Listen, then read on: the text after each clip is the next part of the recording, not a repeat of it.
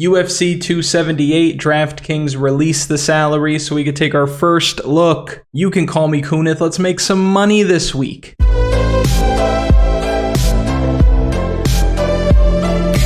Last week's card was all over the place. A lot of underdogs came through. Shout out to Nate the Train. Shout out to Priscilla Cachoeira. We had some unfortunate breaks, like for example, Bruno Silva fighting like he was in a Waffle House, and then Lupi Godinez getting outworked by Angela Hill, not shooting for any takedowns. What is that? But because it was such a mixed bag of dogs and favorites, despite having some losers in my lineups, I did pretty well, and I know that some of you guys did very well also. But I don't think we'll be that fortunate this week. I think we have to get it right. We have to be dialed in, and I think this is the card where we make our money once again. As always, we'll start at the top of the slate, work our way down. Our most expensive fighter this week is Tyson Pedro. He's fighting Harry Hunsucker. Tyson Pedro is a huge favorite in this fight, and it's for good reason. Harry Hunsucker is just not UFC caliber, no two ways about it. Hunsucker is holding a record of 7-5. He's only beaten very low-level competition, and he probably gets finished in the first round this week. Harry Hunsucker's opponents outside of the UFC or Contender Series, at the time that he fought them, they were 32-50. That is abysmal. That's the same win-loss record Oscar has on UFC 4. You're terrible. Okay, maybe not terrible, but brother, you are definitely below average. Tyson Pedro is really getting eased back into this division. He had that long layoff, and he had his first comeback fight when they fed him Ike Villanueva, and now he's being gifted this matchup where he's going to look great. I expect Harry Hunsucker to be the more aggressive fighter, but I do think that Tyson Pedro lands the bigger counter shots,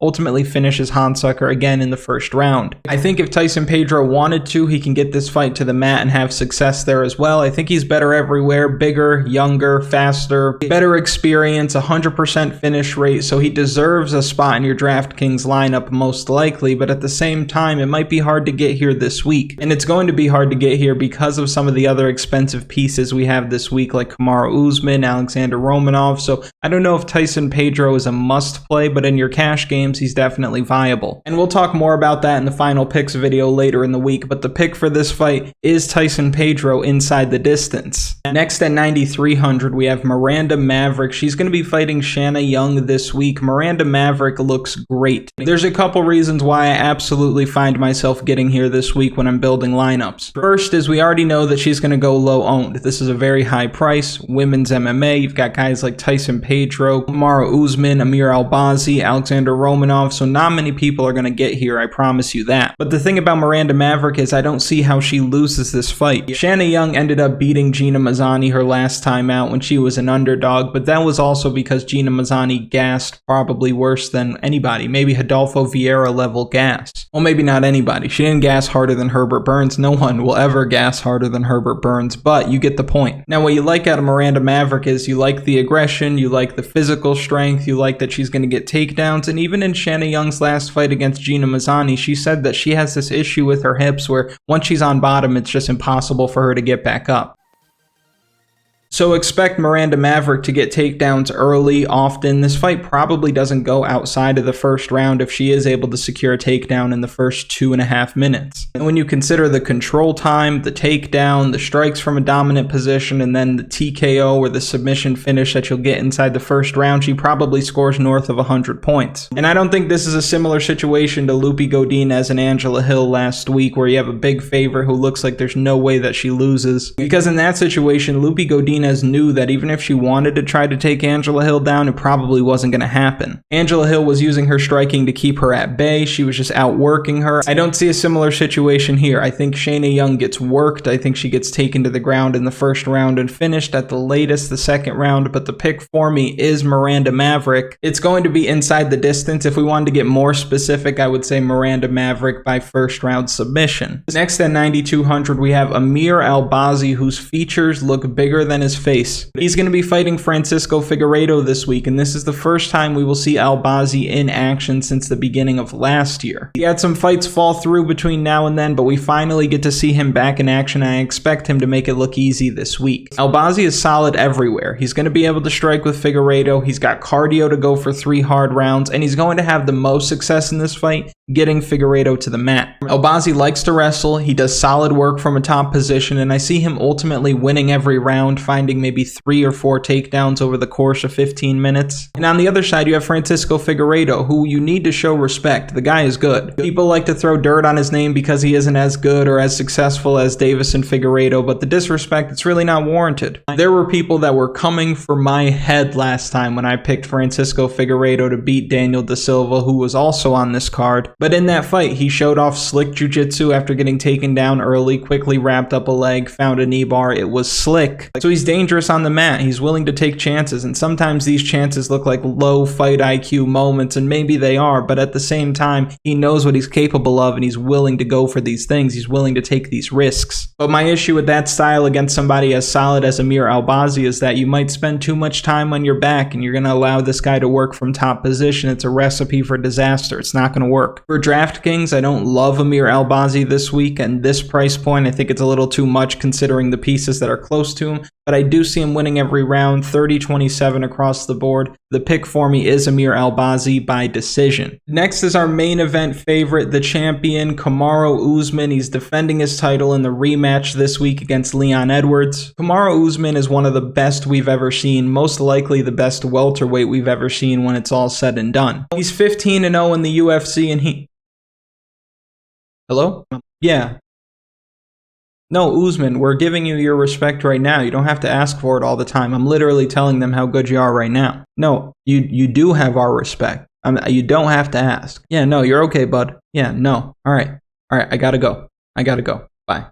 Jeez, that guy is whiny. Oh, give me your respect. We respect you, man. Relax. 15-0 in the UFC, 6 world titles. Usman has it all. The strength, the athleticism, the cardio, the striking, the wrestling, the heart that he's shown in these last couple of fights. And on the other side, you have Leon Edwards, who's a technician. He uses his length very well. He's got a deep elbow game, and he's a great MMA grappler himself. But my issue with Edwards in this matchup is that he lacks serious power in his hands, so he's not going to be able to get Usman's respect. And my other issue is that with Leon, if he's not able to get takedowns, he's probably not going to look that great, and Kamaru Usman is next to impossible to take down. So I think Leon Edwards gets beat up here, and I think Kamaru Usman comes in with a wrestling-heavy approach, dominates Edwards for the first 2 or 3 rounds, and then finds a knockout on the feet. And I think that knockout probably comes in the 4th or 5th round. I just don't see a path to victory for Leon Edwards in this spot, and I know some people are making a case for Leon Edwards, but I really don't see it. And it's amazing that he's getting a title shot at this point. I've never seen somebody get knocked out by Nate Diaz and then get a title shot. But for DraftKings, Usman always puts up ridiculous scores. I'll just put it back on the screen real quick so we could take a look. You see here we've got a 113, 104, 104, 156, 138, 168, 195. Crazy scores on a consistent basis. Somebody who's going to be in 100% of my lineups. Kamaru Usman wins. He defends his title, he does it inside the distance, and still. And next at 9,000, we have Alexandr Romanov. He's going to be fighting Marcin Tybura this week. Romanov is a monster. As you can see, he's undefeated. He's one of the most dominant wrestlers in the division, and I like him a lot this week. We saw how he made it look easy against Chase Sherman, how he abused Jared Vanderaa, controversial win against Juan Espino, but he's got 2 submissions in the UFC to go along with those performances as well. And he'll be taking a sizable step up in competition this week against Marcin Tybura, who has a ton of experience. He's fought the much better competition so far, and he's going to be able to defend takedowns better than most of the guys that Romanov has been up against. So this is an interesting matchup, and I think it's interesting from a DraftKings perspective because a ton of people are going to click this button right here, and it might not be the right move. Marcin Tybura is extremely steady. He doesn't get wild in the cage. He doesn't take many risks. Sometimes he's boring, and he normally does a really good job of controlling his opponents, whether that be up against the cage or on the ground. The issue for Tybura in this matchup, however, is he's not going to have that same success in the clinch like he's used to having, because I think that Romanov is going to be able to pummel effectively, get to a dominant position, mix in some trips, some whizzer kicks, drop levels, grab double legs. He's going to be on him for however long this fight lasts, so I fully expect Romanov to win this week, and from a DraftKings perspective, I'm not so sure. Because on the one hand, if you remove the Juan Espino fight, this guy is averaging 121 DraftKings points. That's absurd. So a classic Romanov performance with rinse and repeat takedowns and a finish, you're probably going to need him in your lineup at this price. But if Marcin Tybura can extend him, make this fight go deeper into maybe the second and get right into that third round, the scoring is going to be limited for Romanov, especially if Tybura has any type of success. Just like every week, ownership is the name of the game, and I think that this week there are some very obvious spots that people are going to get to, and we need to use that. It's going to be very easy for people to want to click Kamaru Usman and Romanov, put them in the same lineup, and then figure it out from there. But the people that go Kamaru Usman, Miranda Maverick, I'm telling you, they're going to be way different. So the pick for me still is Alexandr Romanov. It still is inside the distance, but from a DraftKings perspective, I think I'm going to play the leverage game and try to zig where other people are going to zag. You know what I mean? Before we look at our next fighter, if you don't mind, like the video, subscribe to the channel, comment something for the algorithm, anything. You know how the algorithm works. And now we can look at $8,900 Jared Gordon. He's going to be fighting the ghost of Leonardo Santos this week, and let's just dig into this a little bit when it comes to Jared Gordon. He's had some mixed results in the UFC, currently holding a record of 6-4 in the promotion. Now look at the guys that he's lost to. You got Diego Ferreira, I'll give him a pass there. That's a tough out for anyone. Joaquim Silva, I don't know about that one. But then Charles Oliveira, obviously no shame in that. And then you've got Grant Dawson, no shame in that either. But that was his last fight against Grant Dawson. Jared Gordon did not look good at all. He did a good job of surviving, fighting off submission attempts, but he got backpacked, he got dominated. It wasn't a good look. But those are the losses. Now when you look at the wins, they're not of the highest quality. He beat Joe Selecki. It was a split decision. It should have been a unanimous decision. Jared Gordon clearly did enough. But outside of that, the other 5 guys that he's beaten in the UFC, they're not in the promotion anymore, nor did they have much success while they were there. On top of that, Jared Gordon has 5 losses, all finishes, 4 of those losses being knockouts. So I don't really love the chin of Jared Gordon. He doesn't look great against good opponents, and Leonardo Santos has skills, man. Jared Gordon is lucky to be fighting this version of Leonardo Santos, because if this was Santos from, say, 6 years ago, Jared Gordon gets smoked. Now Leonardo Santos is 42 years old, and at 6 feet tall, making 155 pounds, that's got to be pretty difficult. And I really struggle to see how Leonardo Santos wins this fight if it goes beyond the first round, because he's going to gas, there's no question. But in that first round, he's going to be extremely live, so I think that for Leonardo Santos, his best bet is to just come out as hot as he can. If he goes balls to the wall and tries to get him out there in the first round, that's going to be his best shot at winning, because if he doesn't do that and he tries to preserve his gas tank, he's going to gas out anyway. And I would hope at 42 years old, he would know himself well enough by now to know, I've got this much of a window, 5 minutes of gas, maybe. And I think that if he does that, he probably wins this fight. Now, if he doesn't do that, Jared Gordon's going to beat the piss out of him, I'm sure of it. But I am going to take a shot here on a card where the underdogs, at least with these more expensive options, don't look fantastic. I'm going to take a shot on Leonardo Santos to win this fight. I think he can chin check him right in the first few minutes and score a knockdown, and then ride off into the sunset. We probably never see him again. So the pick for me in this fight is Leonardo Santos. It's going to be by knockout. Next at 8,800, we have Sean Woodson. He's fighting Luis Saldana this week. Sean Woodson is longer than a receipt at CVS. He is longer than the Lord of the Rings credits. He's longer than the wait time between fights when there's a first round finish. This is a picture of his mom.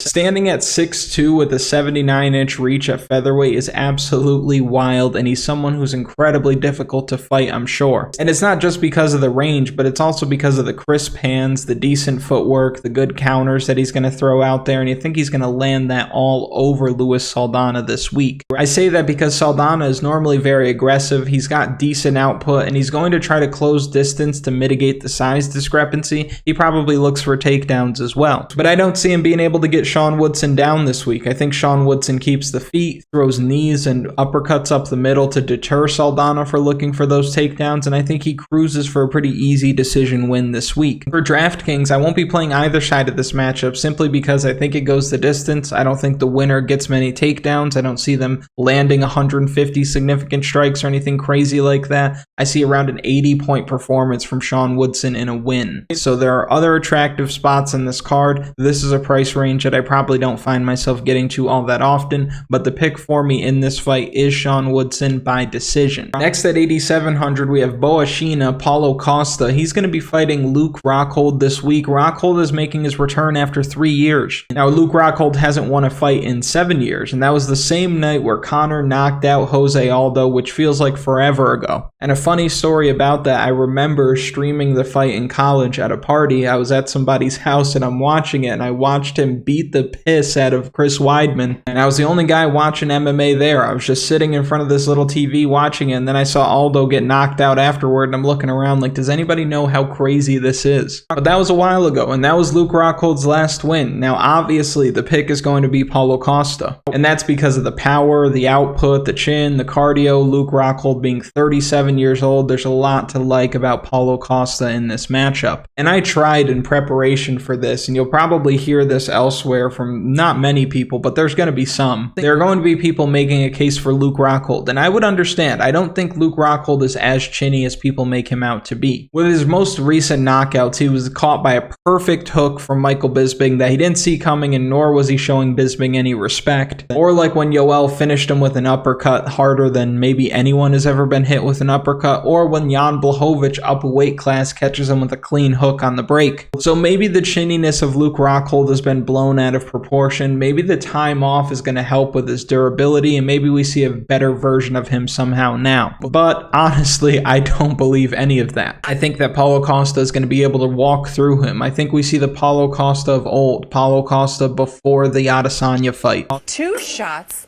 of vodka.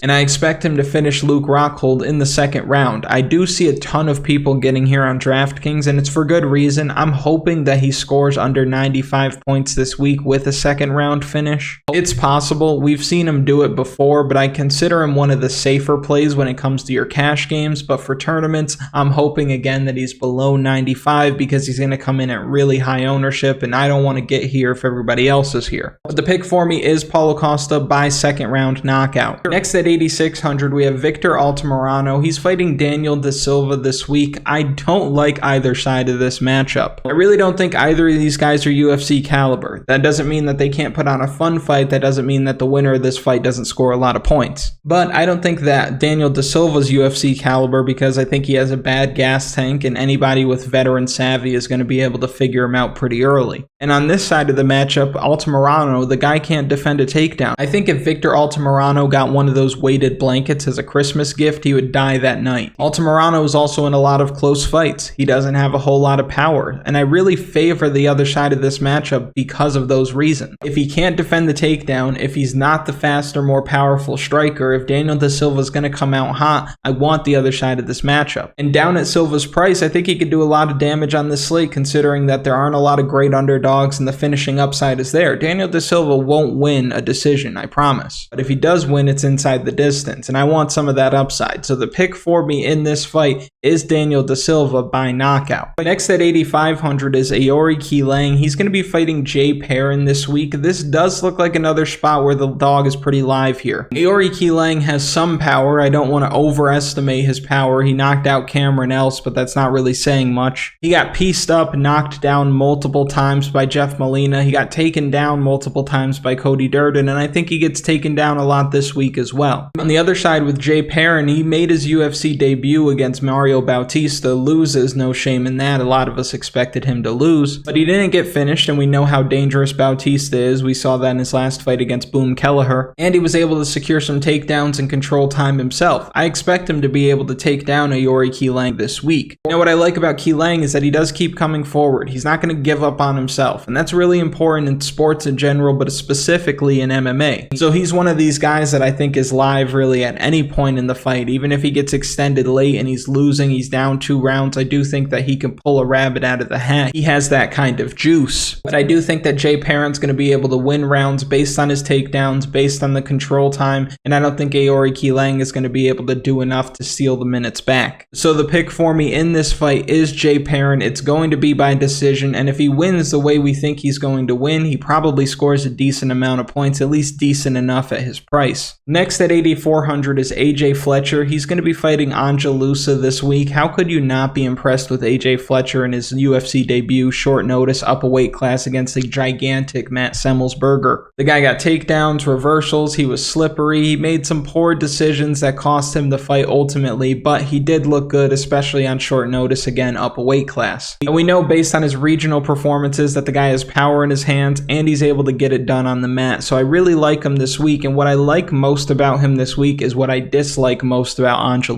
If you're somebody betting Ange this week, you're probably going to get annoyed at some point just because he's not going to do enough for you. Ange is going to stay in the fight. He's a tough guy. He's not going anywhere. I guarantee that. But he is so simple and so basic and so steady on the feet. He's just going to throw a jab, leg kick, 1-2. Nothing really flashy, nothing really crazy, and nothing unpredictable. Meanwhile, AJ Fletcher is coming with pace, pressure, level changes, a lot to think about. Ange doesn't give you much to think about. So I expect AJ Fletcher to win this week. It might be difficult for him to get Ange down just because Lusa is very powerful, but I do think he wins this week. I think he wins by just being the busier guy on the feet, at least attempting the takedowns, maybe getting them for a second, and Lusa pops back up. But I do like AJ Fletcher to win. I like AJ Fletcher by decision. Next at 8,300, we have Lucie Pudilova. Lucie, wake up, we're on camera here. What you see on the screen now aren't her most recent performances. She's making her return to the UFC. This is old data, basically. And some of these losses, they are forgivable, right? Like the Justine Kish, well, not really Justine Kish, but Shevchenko, Carmouche, Saldana, okay. What I like about Lucie Pudilova, though, is the output. She's going to throw a ton of strikes, and the reason why I like that is because my favorite underdog of the week is going to score well. My underdog play of the week, the one that I think is going to go under-owned and put up a decent amount of score, is Yanan. I think that Wu just lands way more strikes. I think she lands more powerful strikes, and I think that she is able to win minutes just based on volume. And the cool part about Lucie Pudilova is that she'll oblige. She'll match the strike number. They're both going to land north of 100 strikes this week, but I do think that Yanan Wu is ultimately going to do more to win these rounds. And in a situation where Wu lands, say, 120 strikes and wins a decision, she probably scores around 80 to 90 points, and down at her price, you're probably going to need that. So the pick for me in this fight is Yanan Wu, and it will be by decision, but I wouldn't be surprised if she was able to get it done before that. And that might come as a surprise, because if you've been watching this channel for a while, some of these people that come over from China that have been fighting really low-level competition, I normally don't get behind. But Lucie Pudilova, being out of the UFC for a while, not having a good run while she was in it, willing to throw hands for the entire 15 minutes, I think that she's just going to get outworked by Wu Yanan this week. And then the last spot that we're going to look at is $8,200 Merab the Machine. Dvalishvili is going to be fighting Jose Aldo this week. This is like an unstoppable force meeting an immovable object. You've got Merab, who gets takedowns like it's nobody's business. I think he has the most takedowns in the division. He chains them together, he doesn't get tired, and he's going to keep shooting for the legs. He doesn't get deterred. He put up 164 points against Marlon Moraes in 2 rounds. That's absurd. But that just tells you about the pace that this guy fights with. Now on the other side, you have Jose Aldo, who is a legend, 90%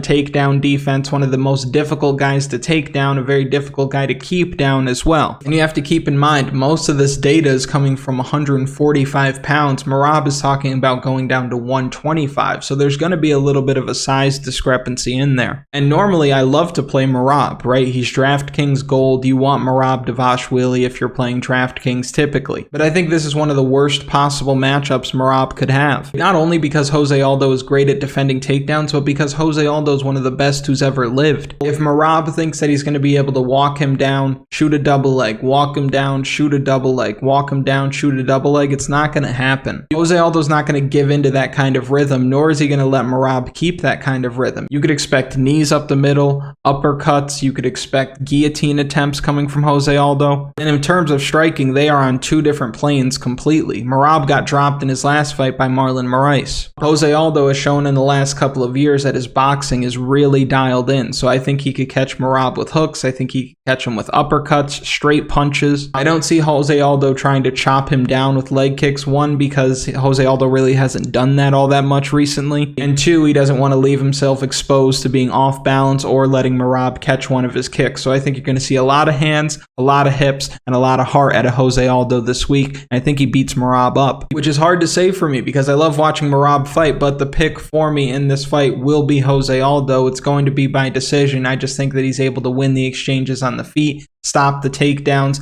have the bigger moments, maybe a knockdown here and there. And now I'll quickly run through the plays at 8,000 and below with you, but before we do, again, make sure you like the video, subscribe to the channel, comment happy birthday to Oscar. What, you thought I forget? Because I give you crap, you think I don't care about you? So if we look at 8,000 and below, we have Jose Aldo, who we just talked about. I think that he gets it done. I think that he's able to defend takedowns. I think that he wins the striking exchanges. Jose Aldo is a problem for Merab. There's two types of people that will give Merab issues. People that could defend takedowns really well, people that have slick jiu-jitsu. I think that Jose Aldo can do both of those things, and I think it's a nightmare matchup for Merab. Yanan Wu, I think, has a really good chance of winning this week. I think Lucie Pudilova is just going to bring her the fight that she needs to look her best. Now, you don't love the decision loss to Gina Mazzani. That was also in her UFC debut 5 years ago when she was only 21 years old, so I'm sure she's getting much better. She goes to war against Mizuki, and if she has this kind of volume against Pudilova, she probably wins. Jocelyn Edwards, I feel like you can give her a pass, and then Bueno Silva. I mean, Bueno Silva is magic when it comes to MMA. She was able to win via armbar, and no one saw it. First phantom armbar in the UFC. Ange,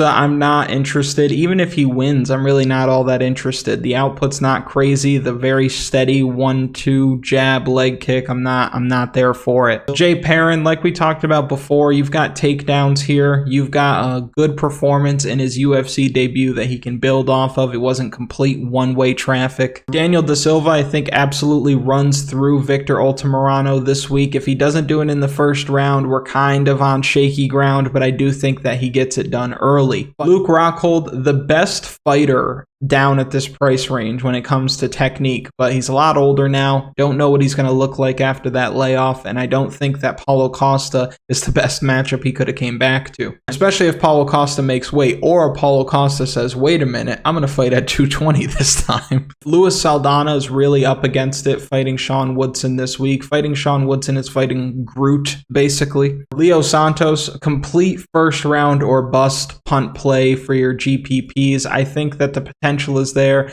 The skill is there, the hands, everything, but after the first round, you're pretty much SOL. Marcin Tybura, I'm not really all that interested. I don't think that he's going to win. I do think he might put up a good fight. Maybe he keeps the scoring from Alexandr Romanov getting out of control, but I don't see him winning that fight. Francisco Figeiredo, I think that he's just going to give up too many bad positions this week. I don't think that he's going to be able to get Albazi off of him to have enough success to win. Shanna Young, absolutely not. Harry Hunsucker, puncher's chance, right? I mean, he throws heavy hands and he throws them fast. Tyson Pedro is not an elite fighter by any stretch, but I don't know about Harry Hunsucker this week. If you've made it to this point in the video, thank you so much for watching. I really do appreciate it. Make sure you like the video, subscribe to the channel, comment for the algorithm, and I'll see you later in the week.